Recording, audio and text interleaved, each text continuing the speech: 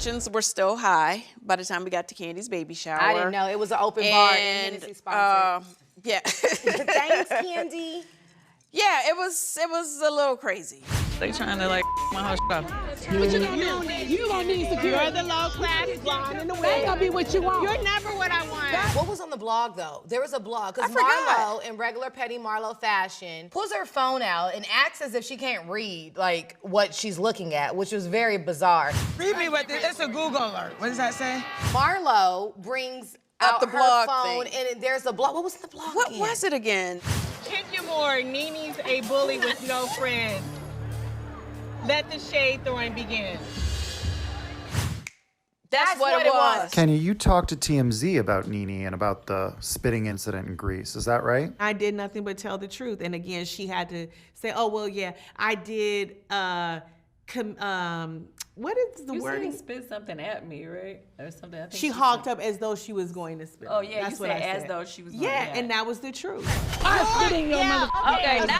And she was also spitting things at me, which, you know, I didn't say that part, but it's two things she did. She was throwing stuff at you. She was throwing things at me. She was spitting things at me, and then she tried to hawk up spit out of her mouth to spit on me. Well, Kenya did an interview with TMZ, and in part of the interview, they talked about Nene. Right. And she said, you know, how basically in the circle right now, Nene really doesn't have a whole lot of friends. Right, which was And- true at one point. Which was true Yeah. at one point. You know, she Yeah. ended up making amends with a lot of Yeah, us, everybody's but clear how, you know, we all left off. yes, that created like melee, like out of nowhere. And it ends up being this whole thing, and I'm like, oh my Yeah, God. and then they almost get into it again. Nene tried to spit on me. No, I did not.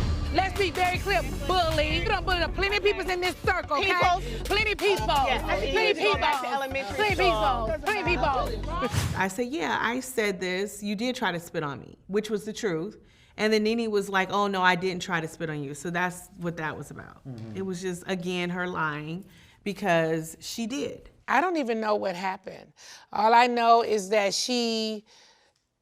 we had an exchange in words, and once again, she does her provoking thing. So you understand. All right, go back over there again. I don't have to Go go back anywhere. over I'm there. talking to Shamia. You're trying to provoke me. She got up out of her seat and came right over here and stood right by me. Make sure you get closer to me. Don't touch me now. Hold on. Don't touch me, because I ain't gonna do what you want. You did. You had your hand on me. Be very clear. This is a celebration of life. You ain't gonna do nothing with me now. First of all, Kenya knows she can't fight. Okay, that's number one. So why you are trying to provoke people, it doesn't make any sense. I'm telling you, as an African-American community, we know when there's an exchange, you don't put your hand in somebody's face. When you have a heated exchange with somebody, you know you get them 50 feet. Don't stand in don't get in their personal space, right? She hopped right up and come and stand right here. It's only because it's Nene, okay? So she come and stand right here. Now, if I beat her ass, then everybody looking at me like you did something wrong. She keep trying to get hit, just like, you know, So you don't like- security! Security, thank you. It's like, girl, quick You call let the her know, like, security. Charlie, I'm over here in too much wrong You way. sitting over here doing all this, it's so crazy. It's just too much. Yeah. I just think it's unfair. I just remember I was like, yeah, you did. Okay. She was like, oh, you don't want none of this, and I was like, yeah, no, I don't. I don't want any of it. And I just kind of left it as it was, and then I went over to talk to Shamia, who was standing near Nene, and I went around, and I wasn't even talking to Nene or anything, and then she stands up, and you want to talk about provoking people? Is that not provoking someone to stand up and get in their face as though you're going to fight them? I mean, it's just crazy. And this is while you were announcing the baby's name too. Were you aware of any of this or? No, well, I just kind of was getting annoyed because my thing is like, this is my moment to basically introduce my my baby's name. My family's here. And I was gonna introduce Shadina, who was carrying my baby. At the time, nobody really knew her, not my family anyway. I had told some of you guys about her, introduced some of y'all to her, but my family hadn't met her. They didn't even know who she was. She was just amongst the party, you know? So it was, for me, I was like really annoyed. And, you know, while I'm on stage trying to make this was a happy big moment. Yeah, I'm trying to make this big announcement, and then I see them over there yelling at each other. And I'm like, really? This is not the time or the place. No class. You love telling somebody they ain't got no class. Kenya and Nene, it's like, let's just say they ain't gonna be friends no time soon. Are you gonna try to make them make amends? No, I'm done with it. I'm Don't you call me done. about no I'm dinner. done. You guys heard it first. Hi, my name is Cynthia Bailey, and I want the world to know that I am done with trying to make Nene and Kenya Moore Daly become friends. I am done. You heard it here first.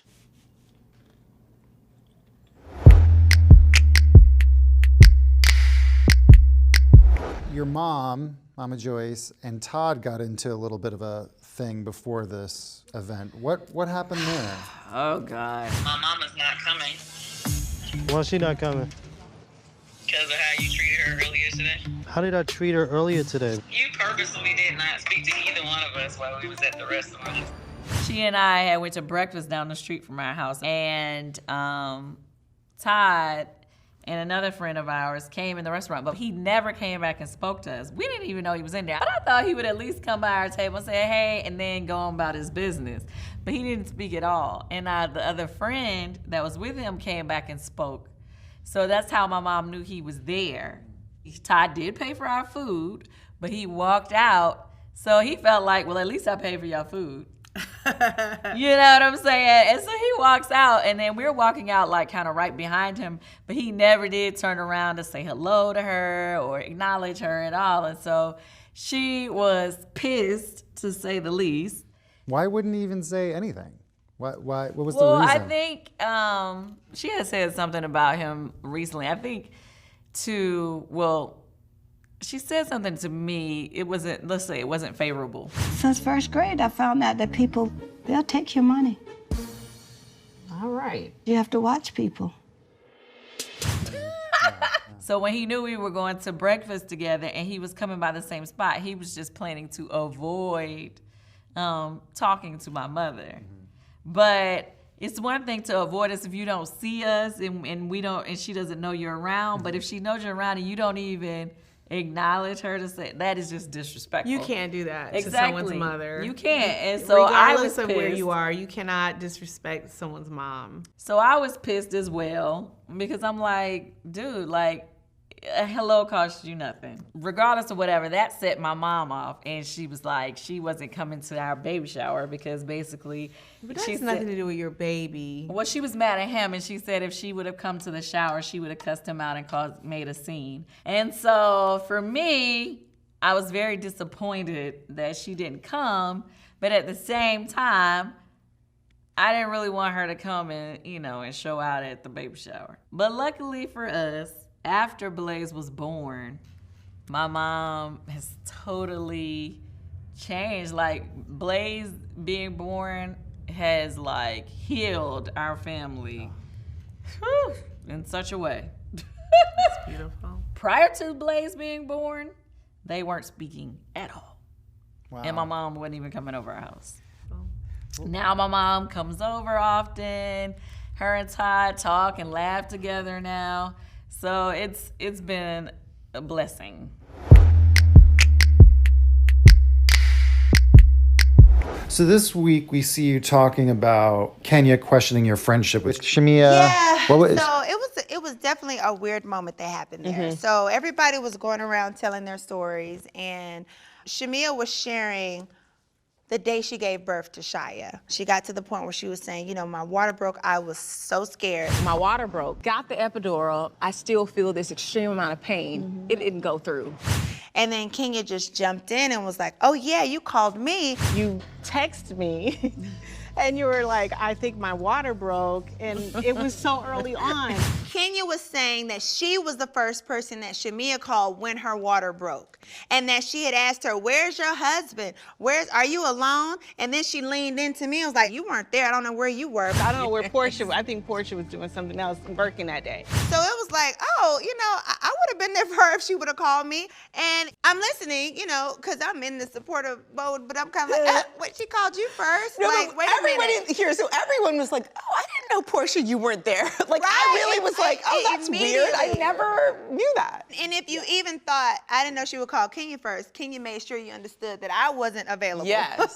So as, you're like, as a bad friend. Let me tell you, Shamia's husband, Gerald, he is like, he was the whole, like, you know what I mean? He's not unavailable. He's right there for Shamia. Is what Yes. Well, first of all, her birth story, if she would have been able to continue and not been interrupted with that, was she was at dinner with her husband and she went home and changed her clothes. Because she broke her water on the chair. With her husband and then went to the hospital to her doctor. So after that, I just kind of took it in and I was taken aback a little bit. Didn't say anything because the vibe is beautiful. Afterwards, Shamia comes to me and she's like, I just want you to know, like, I did not call Kenya first. I don't know why she said that. That is not okay. I feel like she was trying to make you look bad, and I don't like that because I absolutely did not call her. Shamia walked up to me pissed. She said, I did not call that girl when my water broke. Oh my God. Okay, wait now, Portia. They'd had some kind of conversation. You do know Look, Shamia, she showed me a text where Kenya had texted her after the day of her birth. In the text, she's saying to Kenya, girl, my water broke while I was out. And Kenya's like, oh, wow, that's crazy. Oh, but I thought you said she called you when it broke. Yeah. So how you acting surprised when she told you after the fact? And I was like, well, why would she say that? I was like, why would she do that? Because I'm at an event, I'm putting on this event to show my support to women that I don't even know, that I will love on you and be there for you, and you need to know that the sisterhood of that. And at the very event, you're gonna say that I wasn't there for my best friend? So it kind of was like, I really was shocked, if anything, because I felt like Kenya and I have come a long way. Yeah, we shade each other a little bit here and there. I shade her, I'm a fun shader. It's what I do. I think it's funny. If she tells me she doesn't like it, I guess I stop. But I, you know, so it's all been kind of fun and like light. But this felt like this felt like a attack a little bit, and I was like, well, damn. I didn't want to even really let it sink in that Kenya was doing that, but I was upset with that. I didn't like the way it was that the wrong felt. place, I didn't wrong like time. the way it probably made me look either, with her saying that I was not available for Shamia. That A whole was other thing. so weird. That was so weird. Somehow it went from how beautiful her event was and these rainbow babies to Kenya, you know, made this big deal and told people at the event when we were all telling our stories that she was there for Shamia when her water broke, and that was in fact not the case. I do not believe for 1 millimeter of a second that Kenya would just imagine in her mind that, you know, she was there for Shamia during whatever it was that was going on, whether her water was breaking or whatever. If she said they were talking on the phone and she was supporting her and trying to talk her through it or whatever, I absolutely think it happened. That was some made up drama. What exactly was said? It was something about, I tried to make up that she called me when her water broke. But we did have a conversation. Right. No, your water, you did text me about something happening with your water, whether it was breaking, you didn't know. And I was responding, I was pregnant myself, and I was like, do you need me to come? Where are you? Where's your husband? Because I was really concerned because her baby could die that way. So I was really concerned, like, where are you? I'll come, you know, because Shamia, I've supported her throughout her entire pregnancy and Portia. And so I was really, actually really hurt that they tried to turn that around on me as though it was something menacing or I was making it up. For her to buy into that, Portia, I felt betrayed by Portia too, because this was all when I wasn't a housewife. I was home pregnant alone. And so they were my pregnant friends. And we were all supporting each other. So for them to turn on me with some straight bullshit, I was like livid and really, really hurt by that. So you weren't trying to suggest at any point that Portia wasn't there for Shamia during her pregnancy. Is that right? No, Portia didn't have anything to do with it. It just seemed so stupid and made up.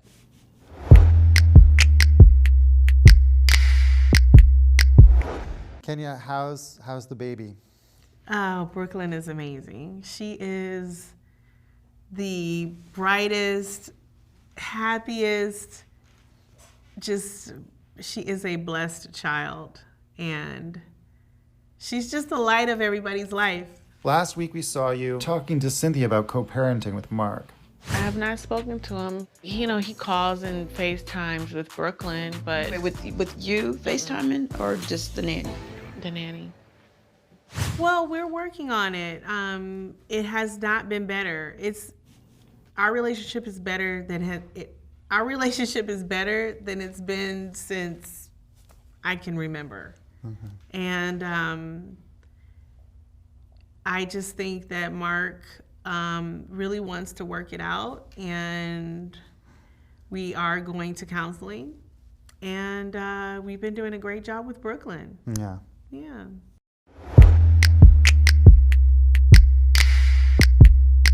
Eva, you like to joke about not getting pregnant again until after Cynthia's wedding. But are you serious about expanding your family?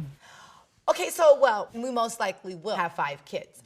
I'm not saying they're all gonna sit in this uterus, though. But because Mikey, I got in a car accident with, and it complicated the pregnancy. And then with Maverick, the last 10 weeks were so difficult, so scary, so painful. It was a lot. I don't know if I wanted to put my body through that again. Like, I don't know. And I'm 35 now. And after 35, it is considered clinically a geriatric pregnancy, which is a high-risk pregnancy. Wow, that's so crazy. I was in my mid-30s when I had Noelle. And well, you're a superhero, ma'am. Would you do what Candy's doing? Would you surrogate? Or? Yeah, would you do a surrogate? Surrogacy, but I think I'm going to consider adoption. My husband was adopted, and there are beautiful babies that exist in this world already and that are on their way to come to this world with no mommy and daddy. And I look at my husband and how extraordinary of a man he is. And it's all because of those parents that raised him. Yeah. You know what I'm saying? No, they I love literally that. picked him and decided to give him all the love any kid deserves and raise the most amazing man. So to know that I have the ability to do that, to have my own kids is a blessing in and of itself, but to be given a kid from someone that was unable to take care of them and make them my baby and give them the life that I can, I think that might be adopting our a next step. kid is a beautiful, giving, amazing thing to do. And if I can adopt twins, but I don't think I'll be that lucky. But that would be double blessing. So yeah, so Mike and I do want to have more kids. I just don't know exactly whose uterus the baby will be growing in. Fair enough. Well, it won't be mine. You know what? I I can't will borrow not be your your uterus? surrogate. I will not be your surrogate, no matter how much you beg.